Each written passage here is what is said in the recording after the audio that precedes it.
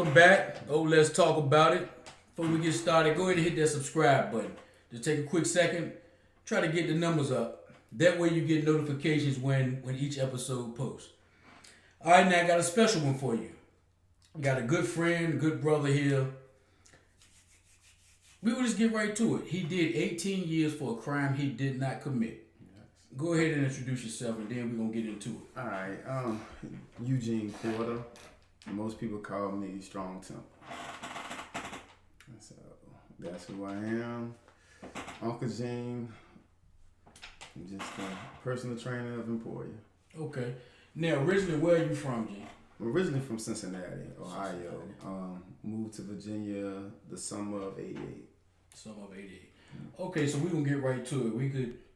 Your story is so full that we're not going to go all the way back through the early childhood. Yeah.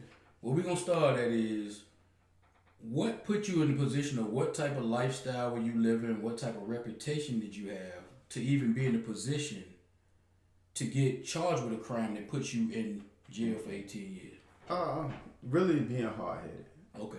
You know what I'm saying? That's what it boiled down to was I didn't listen to everything my mother told me to do. Okay. And so I didn't have to, but I ran to the streets.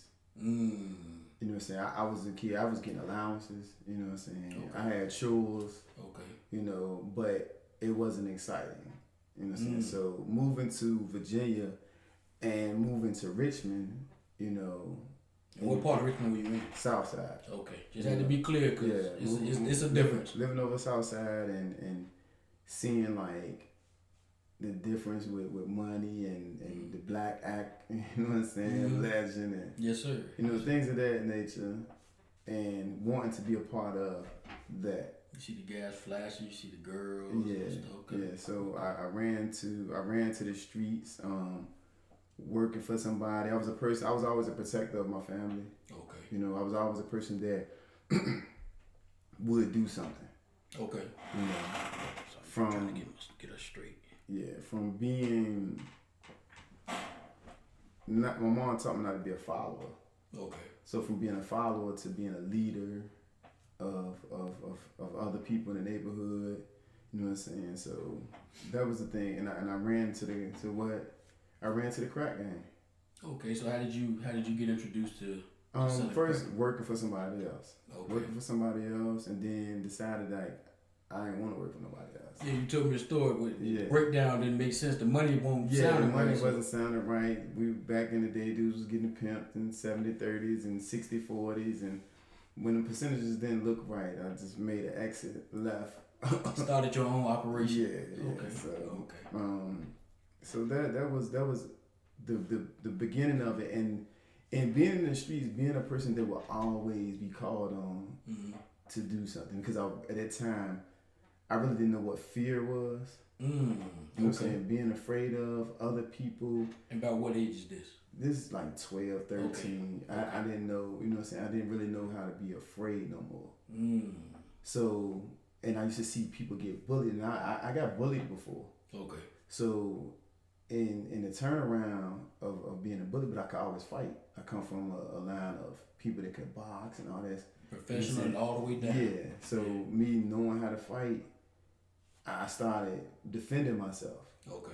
You know what I'm saying? With me defending myself, I got a reputation, and you know, I started being like the person that go and get it. Go get, like my nickname Smokey. Go get smoked. Go get smoked. Okay. You know, I'm fighting for people. Yeah, they know you gon' fight. If you show up, it ain't no more talk. Yeah, and then me, my god brothers. Yeah, it was, and then my family. If you live out Petersburg, Hopewell, you know about the Monroes, the Pettaways, the Taylors. Okay. So it was just, these the ones there fight. Okay. You know, so like I say, ended up, fast forward to, got in trouble, went upstate, came home, was living out in Norfolk, and I used to go back and visit my family in Hopewell. But you was advised not to, though. Advised not to. The probation officers and stuff like, yo, don't come back there. Right. Just stay where you at. Yeah, stay away. But me, you know what I'm saying, my family here. That's your people. You know what I'm saying? So I'm thinking, I can go there. Right. And the last time I went to visit is when my whole world shifted. Okay, let's get into that. That's where it changed your whole life. Changed my whole life. While I was at a visiting my family, again being hard headed because my mom told me when she went to work, she said, "Stay here till I get back. Stay here with your sister till I get back." Okay. But me, I'm like, I'm going to see everybody because I hadn't been there in 3 years. I'm going to see people around there. So you haven't been home to Hopewell, Petersburg area in 3 years. Yeah. Okay. I hadn't stayed. I had popped in for visits. But you'll slide out. But I slide out. I would never stay for a long time. Okay. And it was the holidays and stuff, so I ended up staying. And it was around Thanksgiving. Okay. You know, so I was there, and I had got up that morning to go see my what was at that time. You know, we had stepbrothers and sisters. Whoever your mama or daddy dating, they come and stay. They ain't married, but they stepbrothers and all. So I went to visit at the time. Who was my stepbrother and sister? Went to their house. It was good. Came back. Walked down the street. Saw the person who lied on me. You know what I'm saying? But me and his brother used to be cool. His nickname was Cluck. Seen Sean out there at the telephone booth. And walked over like, yo, where everybody be hanging at now, bro? He was like, everybody on the heights. You know what I'm saying? Okay. So he gets a phone call. At that time, we didn't have cell phones. Right. Number the pages and the stuff. Pages. Yeah. So at that time, he get a page, and he goes to the telephone, to the coin phone. He went to the pay phone and called the number back. And I heard him. He was talking to the person, and I heard him say, "Where Breezing?" And so after he got off the phone, he was like, "Smoke, I gotta leave." You know what I'm saying? So I thought none of it. Me and my peoples, we walked down the street. Okay. You know what I'm saying? I went back to his family house. Later on, about 1 o'clock. This was all earlier. So about 1 o'clock, I ended up coming. In the morning. Yeah. Okay. You know what I'm saying? Well, it was afternoon now, PM time now. Okay. So I ended up walking up the street. Me, another guy, I met at the corner, me and Tony. And we seen everybody standing out in front of this lady. When she one of my distant cousins, Neil. We seen everybody standing out in front of her house. And at the time, we heard him. Sean was talking about what happened, and he was like, "He got shot. And me still with the little street. I'm ready to go for the area. You know what I'm saying? Thinking it's somebody grew up or something. And he's like, he got shot. And I said, who got shot, Sean? He was like, Smoke, you don't know. So I leaned back on the car as he told the story. He was like, guy came from around the building, shot Danny in the head. He said he shot Danny in the head. He said, dude shot him in the head, and he caught him and laid him down. He said the guy went away, came back and shot Danny in the body. And so at the time he said that he took the stuff off of it and he showed what he had. He had money, crack, and the man beat him. Wow. So me, again, I was like, yo, Sean. And they were saying who was out there. Mm-hmm. And one of the family, which would end up being one of my witnesses, the girl Wormy and her mom and them was out there. And I was like, if Wormy and them was out there, they're going to tell what they saw. Right. And so he gave the drugs to one of his cousins. He went around the house to hide it. So I ain't thought none of it. I left. Went on about, the rest of my vacation. Didn't think nothing about it. Went back. And at the time, I was still on probation and stuff. You know what I'm saying? So, when you get back down in Norfolk and the people checking in, like, you know what I'm saying? What happened while you was down there? It's like, well, rewind. Before I left, I was in the barbershop. Mm-hmm. And I heard the people in the bar, everything happened in the barbershop. Yeah, I heard the people in the barbershop saying, Sean killed the man. So the word out was that he did it? Yeah. Okay. So I'm like, you know what I'm saying? Like, damn, they about to get Sean. I'm thinking like, damn, they about to get, because me and his brother was cool. I'm like, damn, they about to get bro. That's something he ain't even do. And so I left out the barbershop. I seen one of our guys that was from the neighborhood. I was like, man, you seen Sean? He was like, yeah, he down the country. He in Prince George. I said, well, tell him, man, people in the barbershop talking about he killed that man. I said, he need to go and let the people know that he ain't do it. Little did I know that the tables was going to turn. Yeah, just keep going. So I left, went back to Norfolk, like I say, seen my PO, and he was like, what happened down there while you done that? I was like, well, I heard somebody got killed, but You ain't think nothing of it? Nah. You ain't had nothing to do with it. So. Ain't had nothing, my hands ain't on none of this stuff. A week went by. You know what I'm saying? I don't know if the probation officer checked in with the city or something or whatever of Hopewell. The first time they came to see me, the police came to see me. And they just asked me questions. Okay. They asked me questions about what happened, and did I think Sean did it? Now, when I was talking to Sean, he was with another guy. Mm-hmm. You know what I'm saying? And I was like, nah. I said he was with somebody else. I don't know about him because I didn't even know the guy. Right. His name was Norris Hardy. Okay. So they left. But before they left, they asked could they take a picture of me. And I had a jacket on. I had a starter jacket. It wasn't my jacket. It was one of my guys that I hang with. Okay. You know, back in the day, we used to swap starter jackets and coats. Yeah. So he had my arm. I was in that Nas era that before that. He had my army jacket. I had his starter jacket. And they took a picture of me. First I said no. You know what I'm saying? Then it was like, well, you gonna make us come all the way back just to take a picture of you? So I was like, all right, you know what I'm saying? Because I know I ain't do that. You think nothing of it, right? So they took a picture of me with the front of the jacket on. And they left. 2 weeks later, they come back and say, Mr. Porter, you're under arrest for the murder of Danny McClure. Wow. My word changed. So, okay, at that moment, what do you think? It's a mistake. You don't comprehend it at first. Right. You know what I'm saying? You don't truly understand. I think at the time I still had faith in the justice system.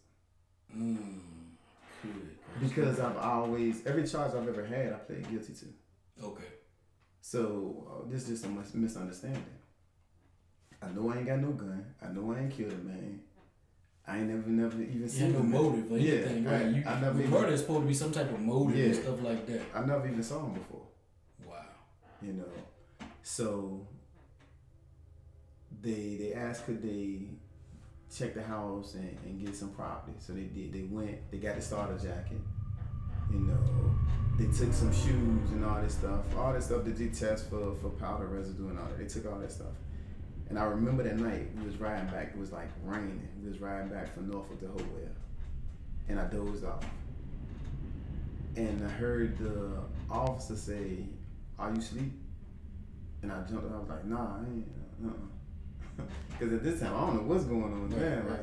You know, am I asleep? What y'all about to do to me? Right. This was before all this stuff of cop killing. We had a little bit of stuff going on back then. When I get to Crawley detention home, you know, again another shift is about to happen because. So you were still a minor when it happened? I was still a minor. I was 17. Wow. Okay. So when I get to the detention home, after they make you shower and all that stuff and put you in the jumper, they take me down the hall. And as I'm going down the hall, it's like 23 cells in the cradle. And I'm going on the boys' wing and we're going down the hall and the people banging on the doors. And they hollering. The guy here that killed Danny. The guy that killed Danny here. So I know Danny was from Petersburg. And at the time, even though I have a lot of friends and everything in Petersburg, I was still labeled up under Hopewell. You know, my family stuff from Hopewell. Right. Everybody I deal with, most of my team and stuff, everybody I mess with from Petersburg too. Like I never got too caught up in the neighborhood. I was accepted anywhere I went. Right. And they saying, the guy here that killed Danny. Oh, we're gonna get him tomorrow morning. And I know I've been to the crate before. Right. It's fight. So you already know what it is. Yeah, I know. You got a certain charge, you got certain things going on, you gonna hurt somebody's family, because you'll never know who's kin to who. Right. Is a fight gonna happen in the morning. So I slept light, you know what I'm saying? I don't even think I cried. Because it still didn't really settled in. Nah, this is still a misunderstanding. It's still you think it'd be over with soon. Yeah, it's gonna be over with. And that morning, because I was all the way in the back, that morning they let me out first. Okay. So with them letting me out first, I was able to go to the TV room first. And when I went to the TV room, I went and I positioned my chair so I could see everybody coming off the hallway. Right. Because if you're going to fight, don't have nothing behind you. Yeah, I don't want you behind me, I want you in front of me. So I got to, even if I fall and y'all stomp me, kick me, everything, I'm going to be good. Yeah. So as the people started coming down the hall, like I said, I had a little reputation. Everybody, Smoke, what you doing here? So they recognized it was you? Yeah. Okay. You know what I'm saying? Smoke, what you doing? What you doing back in her way? Everybody knew I didn't live there no more. Everybody knew, like, what you doing here? So I said, man, they said I killed somebody. Wow. They was like, I said I killed somebody named Danny. So instantly, the guys, they get mad because the person who lied on me, and I didn't know at the time, I didn't know that Sean had put me in. Okay. The person that lied on me had got transferred to Richmond that morning. So he was there? He was there. Oh, man. In detention. And he got moved away. So when they knew, so if they had known what was going on, they would have got him. Yeah. Okay. Wow. So they was like, Sean lied on you. That's why they moved him. Wow. You know what I'm saying? And so I was like, I'm still got there going like, I can't believe that Sean did that. Maybe it's just shaky. Right. I didn't believe it until pre-trial. Okay. When Sean stood up and testified against me. So he stood right in court. Looked right at them people and said, Eugene Porter did it. Yeah. Wow.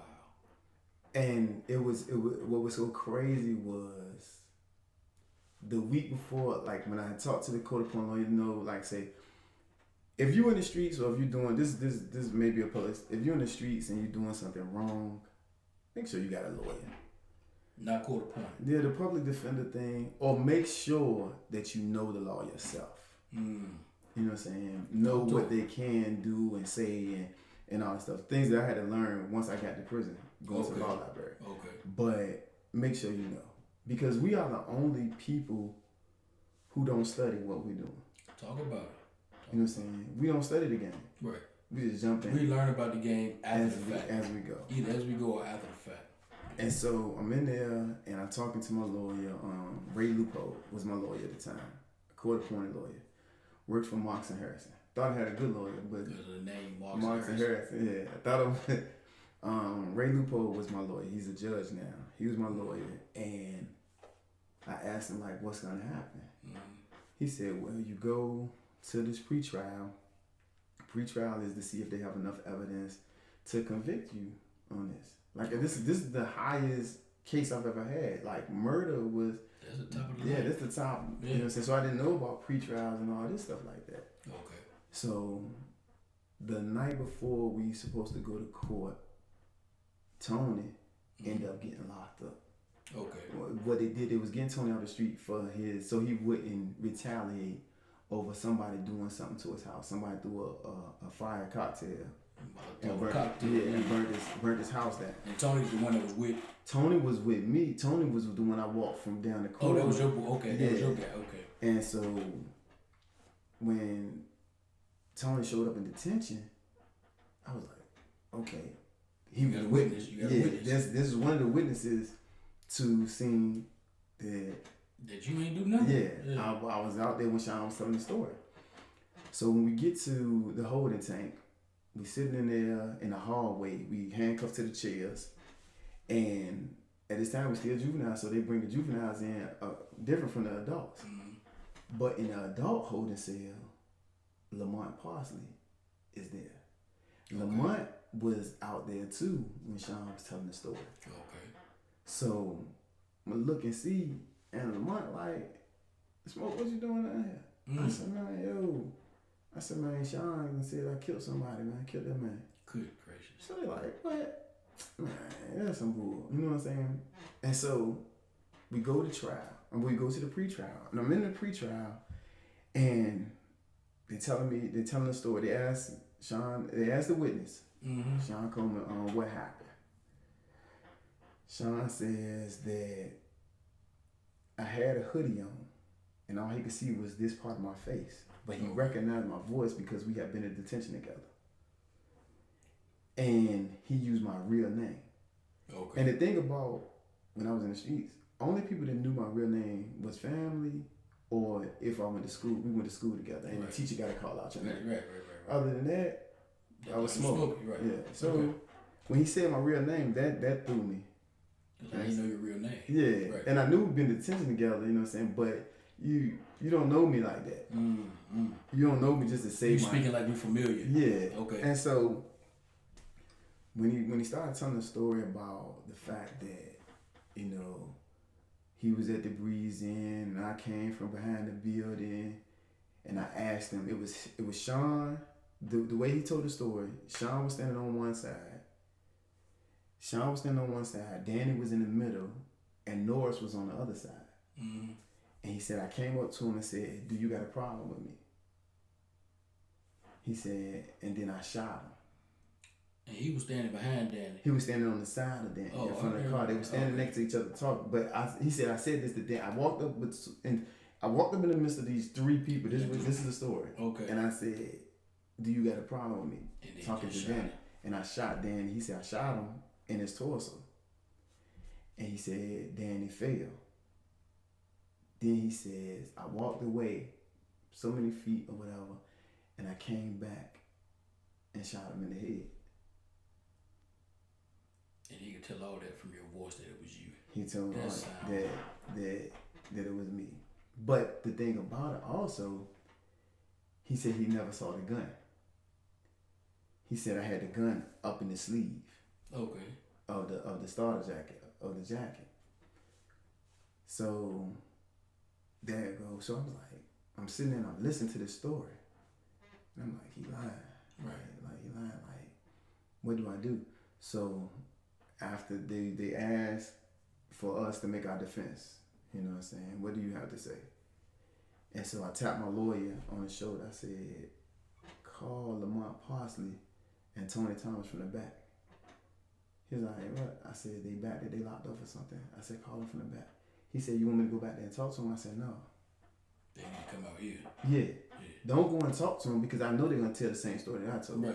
That we was all out there when Sean told us. They come out fresh and just tell the story. Yeah. That way you can know. And so he called Tony from the back. And when they started questioning Tony about, you know what I'm saying, did he know me? And they said, do you know Mr. Porter? And Tony said, Smokey? He said, yeah. He said, ever since Smokey moved to Virginia, like, we all hung around each other. He said, do you know Sean Coleman? He said, yeah, down the line, me and Sean are supposed to be cousins. So they was like, okay. He said, well, do you know anything about the shooting that happened? He was like, well, we was all out on the hikes when Sean told us what happened. He said, me and Smoke walked from the corner together, and Sean was telling him about what happened. So he's like, okay. So thank you. Sent Tony to the back. Called Lamont. Asked Lamont the same questions. Lamont said the same thing. Like, well, I was out there. He asked, did he know me? He said, yeah, I know Smoke. Asked, did he know Sean? He's like, yeah, Sean, all of us be in the neighborhood together. It's like, okay. We was out there, yeah, when Sean told the story, all of us was out there. So you mean to tell me that Sean knows who Mr. Porter is? It's like, yeah, he knows Smoke. So I was like, all right. The judge called Sean back in. He asked Sean, he says, do you know Tony Thomas? No. Come on, man. You just fell lying. He said, you don't know him? It's like, nah, I don't know. He said, do you know Lamont Parsley? Well, I know him from like around the neighborhood, but I don't know him like that. So it's just like, okay. He said, all right, you can leave. Sent Sean back out the courtroom. Now at the time, people may say, well, why would Sean lie on you? Sean was charged with murder and robbery. They just charged me with murder. The other bad part of it, Sean kept calling this man. From what I found out from the guy's family, Sean kept calling the man all that morning, trying to get him to meet him somewhere. It's like me calling you all day, calling you, saying, man, hey, I need you to meet me at the gas station, meet me at Exxon. Right. When you finally decide, okay, I'm gonna meet you, you get killed. Good gracious. So either I set you up or whatever. Oh, I did it right. So they was like, judge sent him out, told him to move because he was peeping back in the door, like get him away from the door. Judge Sam Campbell was the judge at the time, juvenile judge, and he said everything that Sean Coleman saying is a lie. He said Mr. Porter didn't kill that man. Okay. At that time, I was thinking I was about to go home. Right. First time I ever heard, Your Honor, I appeal. So the other side, the prosecutor did that. Jack Gould appealed it. Good gracious. And sent me upstairs. To the high court. Oh, man. So at this time, now my lawyer's asking, well, can he go back to his house in Norfolk? Or can he stay out here with his mom until the judge like, they felt like Sean was more of a threat to me than I was to him. And he was like, well, let's keep him in detention for his own protection. So they believing that Sean is the one that did it. Yeah. Downstairs, they believing that Sean did it. Wow. Okay. And so they appealed it. I sat in jail, went through getting another. Now I got one court-appointed lawyer. Now I got two lawyers. Joan O'Donnell, she's the investigator. They still trying to get me to tell. Now the police, we going back and forth with lie detector tests and all that stuff. And the police are trying to get me to, because I keep telling them like, yo, I didn't do this. My lawyer, one time I go in there and we're trying to find out, do we do judge? When we finally found out that we're going upstairs, do we do judge or do we jury? My lawyer scared me because he told me it was going to be, you telling a young 17-year-old, 18-year-old black man that it's going to be all white people on the jury. Good gracious. I'm scared. Good gracious. So I tell him, and I had success with judges because, I pled guilty to all my cases with judges, so like, I want to judge. Taking a judge was the worst thing I could have done. How so? Because I didn't know about a jury of your peers. I didn't know that you got 12 people that has to be convinced. Right. Not just one person that can decide either way. And so they were still, the police were still trying to get me to say like something. So they told me, we need something to know that you're telling us. So they want you to tell them somebody. Yeah, they was like, tell us where the gun at, where a gun at, so we can know you're telling the truth. Where a gun at? Yeah, I was like, nah. Now, at first I was like, I know what guns at, right? But nah, this ain't. I didn't do. You this. Ain't do nothing, right. And the detective at the time was Detective Rose Camacho. Rose Camacho and a police officer with him, they were on the case. Camacho always told me, she's like, I know you ain't do this, Gene. She's like, we know you ain't do it, but we know Sean had something to do with this. Like everybody. So how are they knowing that there's reasonable doubt? How does that not translate to upstairs? Because they have to get a conviction for this murder. They got to get somebody. Yeah, it's a small town, and I have a bad reputation. That's why I tell the kids about your brand. Okay, talk about it. That's even with you got a brand, you got old. Right.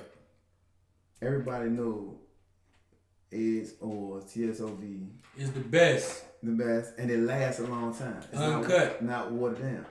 So just like that, that's what smellofvictory.com. Keep going. That's what anything that we do, your brand speaks for you.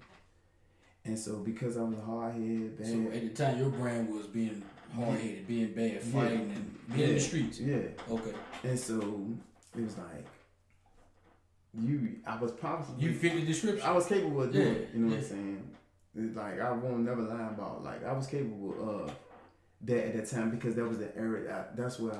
It could have been you would just want you that time. Yeah. But in the other circumstances, you could very well could have went that route with somebody. Went that route. Okay. But I was always one thing the judge knew also that I didn't do anything to somebody unless they did something to me. I was always a protector more so than anything else. Okay.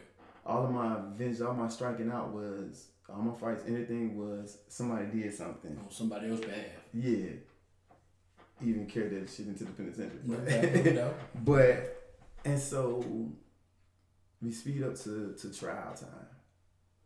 You know, we done went back and forth with. They spent 48 hours, maybe I give them 72 because my paperwork says of preparation for my case. That's it.